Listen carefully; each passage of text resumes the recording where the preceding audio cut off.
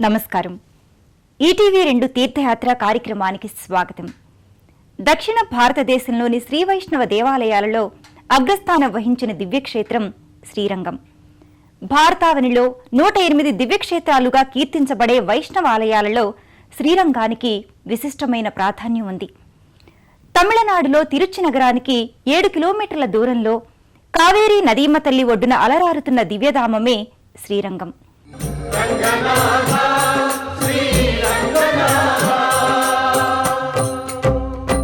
శ్రీరంగనాథ స్వామి వారి ఆలయం 156 ఎకరాల విస్తీర్ణంలో నిర్మితమైంది. 7 ప్రాకారాలతో 22 గోపురాలతో 9 తీర్థాలతో శ్రీ వైష్ణవ భక్తి తత్వానికి ప్రతీకగా నిలిచింది ఆలయం.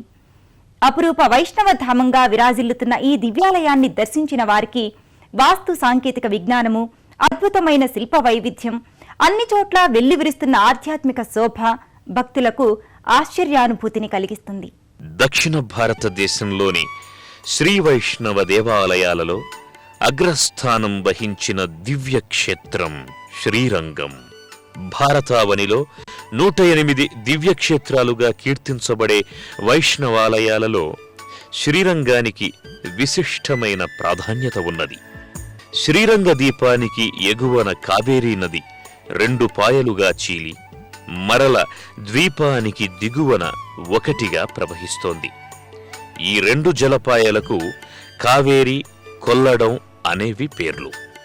రమణీయమైన వృక్ష జల సౌందర్యంతో, బృహత్తర నిర్మాణాలతో, శిల్ప విన్యాస సోయగాలతో, పౌరాణిక చారిత్రక గాథలకు ఆలవాలంగా శ్రీరంగ ఆలయం మనకు సాక్షాత్కరిస్తోన్నది. శ్రీరంగనాథస్వామిని దర్శించుకోవడానికి భారతదేశం నలువైపుల నుంచి భక్తులు వేలాదిగా వస్తుంటారు.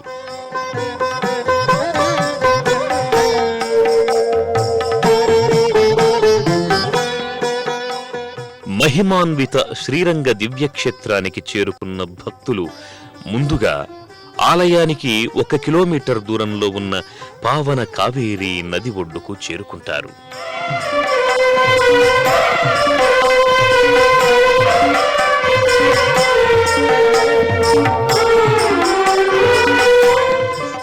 మానవ పాప పంకిలాన్ని ప్రక్షాళన చేసే పుణ్య నది కావేరి. నిత్యం వేలాది మంది భక్తులతో రద్దీగా ఉండే ఈ క్షేత్ర సమస్తం రంగనాథమయంగా అగుపిస్తుంది. భక్తి విశ్వాసాలతో కావేరీ నదికి చేరుకున్న భక్తులు ఇక్కడున్న ప్రకృతి అందాలకు మైమరచిపోతారు. ఓ పక్క శాంతంగా ప్రవహిస్తోన్న కావేరీ నదీమ తల్లి, మరో పక్క భక్తి భావనలతో నదిలో మునకలేస్తోన్న పామరజనం. ఇదంతా ఓ ఆధ్యాత్మిక లోకాన్ని స్ఫురణకు తెస్తుంది. ఇక్కడకు చేరుకున్న భక్తులు ఓం శ్రీరంగనాథాయ నమః అంటూ మునకలు వేసి పరిశుద్ధ మనస్కులవుతారు. అనంతరం ఈ నది ప్రాంగణంలోకి చేరుకుంటారు. కావేరీ నది ఒడ్డున భక్తులకు ముందుగా విజయ గణపతి ఆలయం దర్శనమిస్తుంది.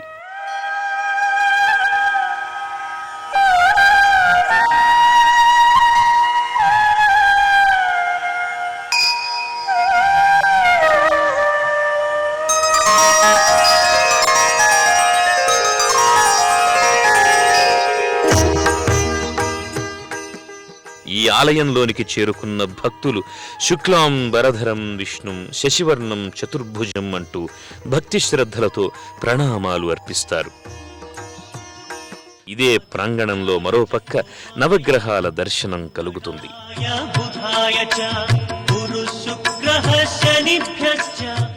మానవుని జీవన గమనాన్ని నిర్దేశించే నవగ్రహాల దర్శనం సమస్త శుభాలను అందిస్తుందని భావించి ఆయా గ్రహాది దేవతల చుట్టూ ప్రదక్షిణలు చేసి భక్తితో పూజిస్తారు.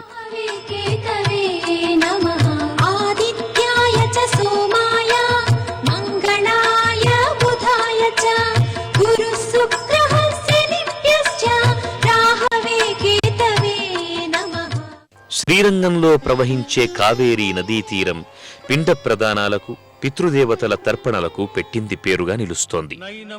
ఇక్కడకు వచ్చిన వేలాది మంది భక్తులు కావేరీ నదీ ఒడ్డున పిండ ప్రదానాలు, తర్పణాలు వదిలి తమ తమ పితృదేవతల ఆత్మశాంతికి పూజలు చేస్తారు.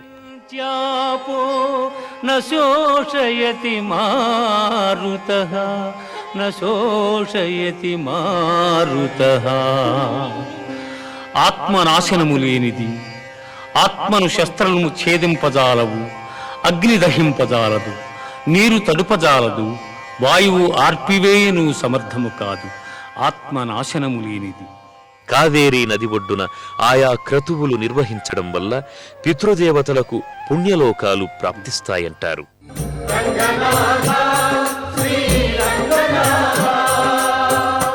శ్రీరంగం దేవాలయం శతాబ్దాల చరిత్రకు అక్షర సాక్ష్యంగా నిలిచింది.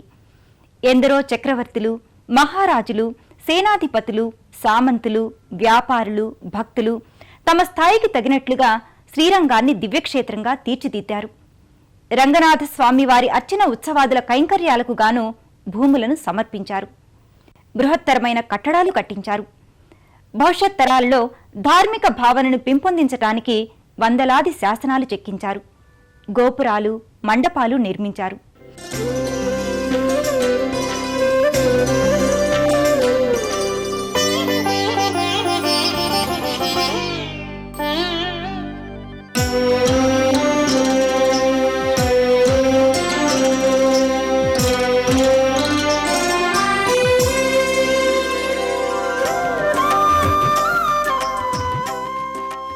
కావేరీ నదీ ఒడ్డున పూజలు నిర్వహించుకున్న భక్తులు అనంతరం స్వామివారికి ప్రీతిపాత్రమైన పూజా ద్రవ్యాలను సేకరించుకుని శ్రీరంగనాథుని ఆలయానికి చేరుకుంటారు.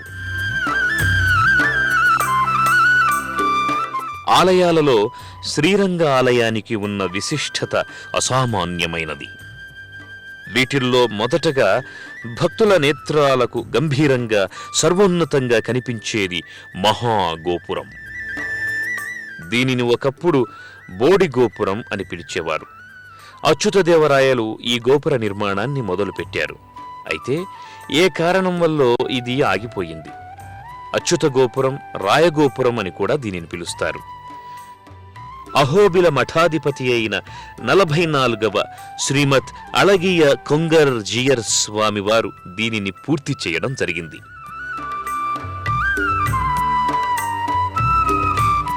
236 అడుగుల ఎత్తు, 192 అడుగుల వెడల్పు, 13 అంతస్తులతో ఉన్న ఈ రాయగోపురం ఆసియా ఖండంలోనే పెద్దది. చిత్ర విచిత్ర శిల్పాలతో, పౌరాణిక గాథలతో శిల్పకళా సంపదకు కాణాచిగా ఉన్న ఈ గోపురం అత్యద్భుతంగా విరాజిల్లుతోంది. శ్రీరంగనాథస్వామి వారి గర్భాలయం చుట్టూ 7 ప్రాకారాలు వివిధ రాజవంశాల కాలంలో నిర్మించబడ్డాయి. రంగనాథ స్వామివారు శయనించి ఉన్న ఆలయం మొదటి ప్రాకారానికి వైకుంఠ ప్రాకారమని పేరు. 2వ ప్రాకారానికి విరిజావటి, 3వ ప్రాకారానికి అవివాడ తేరు వీధి, 4వ ప్రాకారానికి ఆళ్వార్ తిరుచి, 5వ ప్రాకారానికి ఉత్తర వీధి, 6వ ప్రాకారానికి చిత్రివీధి, 7వ ప్రాకారానికి అడయవళంజన్ అనే పేర్లు సంప్రదాయబద్ధంగా ప్రసిద్ధి పొందాయి.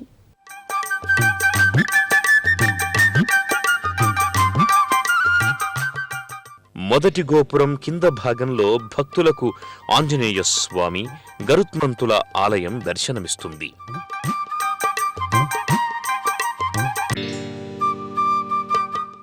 అతి పురాతనమైన దివ్యాలయమిది. ఆ స్వాములిద్దరూ రంగనాథస్వామికి సేవకులు కనుక మొదటి గోపురం ప్రాంగణంలోనే ఆ భక్త శిఖామణుల దర్శన భాగ్యం కలుగుతుంది.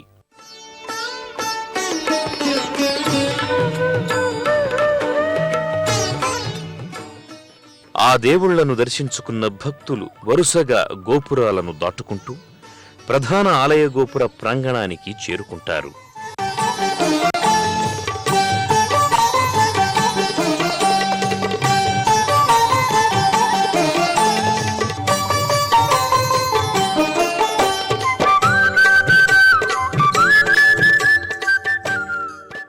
ప్రధానాలయ గోపురం వివిధ వైష్ణవ కుటుంబ మహనీయులతోనూ దేవతలతోనూ అందంగా హృద్యంగా ఉంటుంది.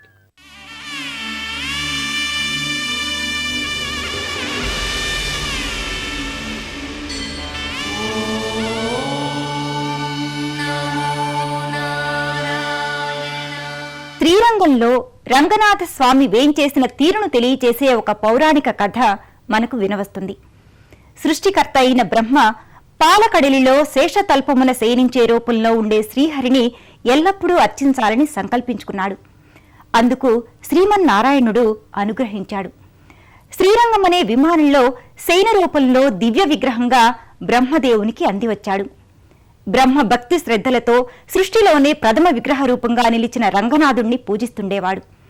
అయితే వైవస్వత మనువు యొక్క పుత్రుడైన ఇక్ష్వాక మహారాజు బ్రహ్మను తపస్సు చేత మెప్పించి వరంగా శ్రీరంగ విమానాన్ని పొందాడు. ఆనాటి నుంచి అయోధ్యను పాలించే ప్రభువులంతా శ్రీరంగనాథ స్వామిని తమ ఇంటి దైవంగా భావించి పూజించి తరించారు. భక్త సులభుడైన జానకీ వల్లభుడు తమ గృహ దేవతార్చనలో తరతరాలుగా ఉన్న శ్రీరంగనాథుని దివ్య విగ్రహాన్ని విభీషణునికి ప్రసాదించాడు. అయితే మార్గ మధ్యంలో విమానాన్ని కింద పెట్టకూడదని, భూస్పర్శ తగిలితే విమానం కదలదని శ్రీరాముడు విభీషణుని హెచ్చరించాడు. విభీషణుడు సరేనని ఆనందంతో శ్రీరంగ విమానాన్ని చేత ధరించి ఆకాశ మార్గంలో లంకకు పయనించసాగాడు. ప్రస్తుత మార్గంలో కావేరీ నది ఒడ్డున ఉన్న శ్రీరంగ ద్వీప ప్రాంతానికి వచ్చి శ్రీరంగ ద్వీప మనోహర దృశ్యాన్ని చూశాడు. తన మధ్యాహ్న సంధ్యావందన కార్యక్రమాలు పూర్తయ్యే వరకు విమానాన్ని పట్టుకోవడానికి ఎవరైనా ఉంటారేమోనని నలుదిక్కులా చూశాడు.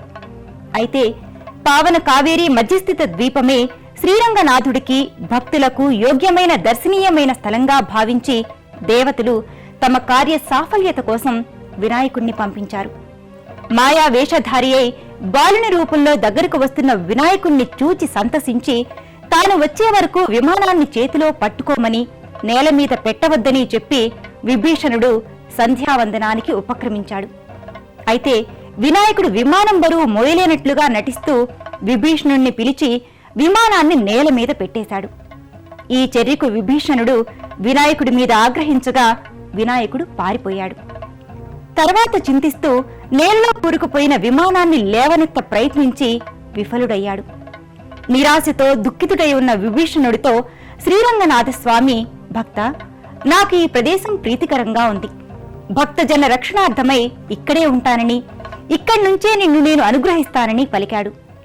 దైవ ఘటనకు తలవంచి విభీషణుడు లంకకు వెళ్లిపోయాడు.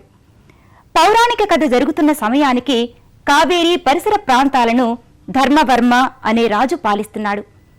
జరిగిన విషయాన్ని తెలుసుకొని విభీషణుడి అనుజ్ఞతో శ్రీరంగనాథ స్వామికి అర్చనాది కైంకర్యాలు వైభవంగా జరగడానికి ఏర్పాట్లు చేశాడు.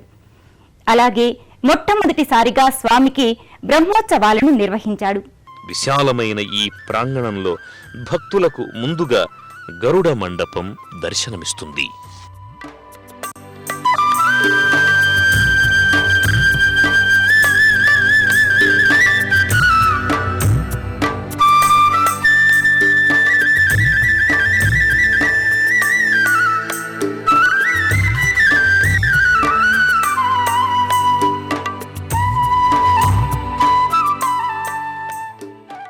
దీనిని దర్శించుకున్న భక్తులు అనంతరం నారాయణ నామస్మరణం చేసుకుంటూ ముందుకి కదులుతారు.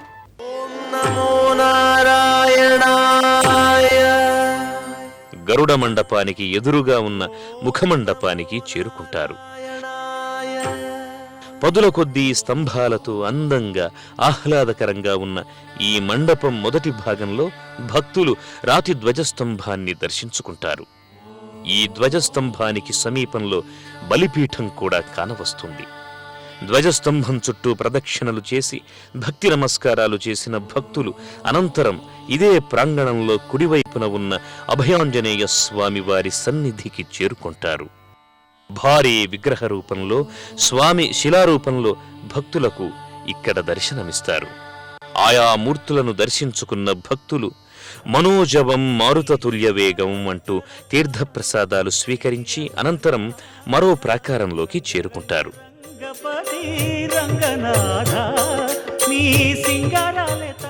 గర్భాలయమంతా నిత్యం వేలాది మంది భక్తులతో రద్దీగా ఉండి వైకుంఠాన్ని తలపిస్తుంది.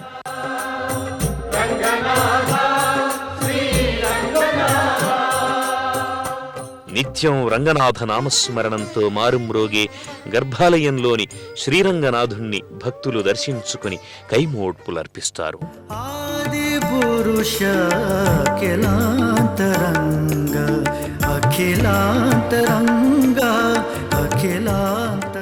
అనంతరం మరో ప్రాంగణంలో ఉన్న రంగవల్లి అమ్మవారిని కూడా దర్శించుకుని తరిస్తారు.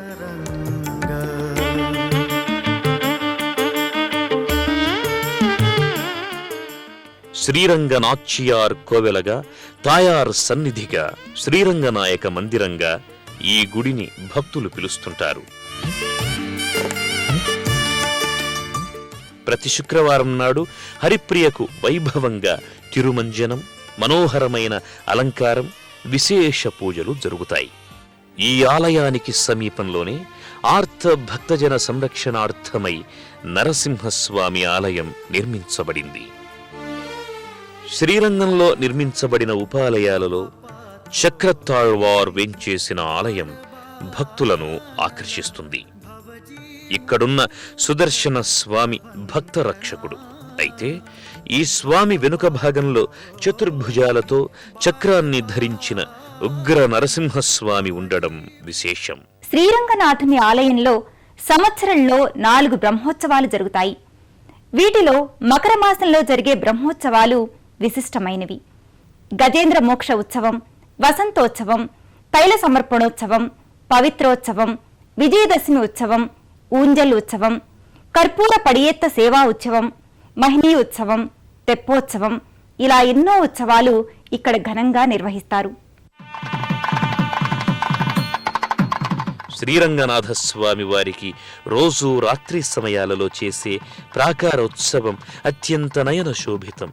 వైష్ణవాగమ సంప్రదాయ రీతులననుసరించి వేలాది మంది భక్తులు ఈ ఉత్సవంలో పాల్గొంటారు. భజనలు, కీర్తనలతో స్వామివారిని కీర్తిస్తూ ప్రాకారం చుట్టూ స్వామివారిని తిప్పుతారు. వేలాది మంది భక్తులు అత్యంత భక్తి శ్రద్ధలతో పాల్గొనే ఈ వేడుకను చూడడానికి 2 కనులు చాలవు అంటే అతిశయోక్తి కాదు.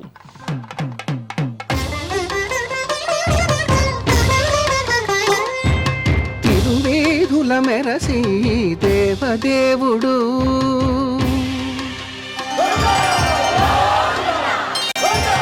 తిరువేదుల మెరసి దేవదేవుడు గరిమల మించిన సింగారముల తోడను తిరువేదుల మెరసి దేవదేవుడు దేవదేవుడు.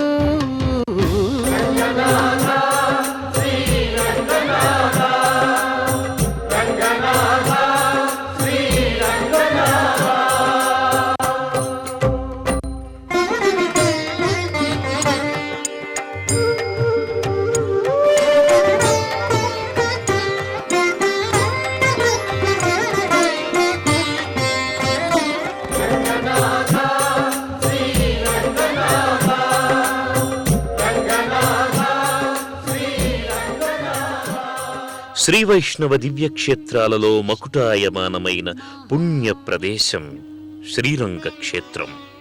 ఆదిమకాలం నుంచి అందివస్తోన్న వైష్ణవ సంబంధిత భావనలకు తొలి సాకార స్వరూపం శ్రీరంగ ఆలయం.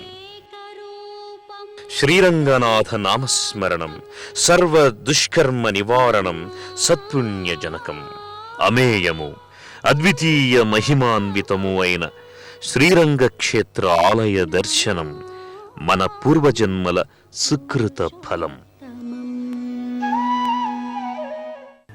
తమిళనాడులో తిరుచ్చికి 7 కిలోమీటర్ల దూరంలో కావేరీ జల ప్రవాహంలో ఉన్న ద్వీపమే శ్రీరంగం. శ్రీరంగనాథుని లీలా విలాసాలు భక్తకోటికి ఆనందామృత రసస్వరూపాలు. శ్రీరంగనాథ నామస్మరణం సర్వ దుష్కర్మ నివారణం. కావేరీ విరజాసేయం వైకుంఠం రంగమందిరం సవాసుదేవో రంగేశః ప్రత్యక్షం పరమం పదం. ఆ దేవదేవుని కృపా కటాక్షాలు అందరి మీద వెళ్లి విరియాలని కోరుకుంటూ మరో తీర్థయాత్రలో కలుద్దాం. అంతవరకు సెలవు. నమస్కారం. పుణ్య పుణ్యక్షేత్రాల దర్శనం, అపురూప ఆలయాల సందర్శనం, తీర్థయాత్ర కార్యక్రమాన్ని ఇప్పుడు యూట్యూబ్ ఆన్లైన్లో www.youtube.com/etv2india లింక్ ద్వారా కూడా వీక్షించండి.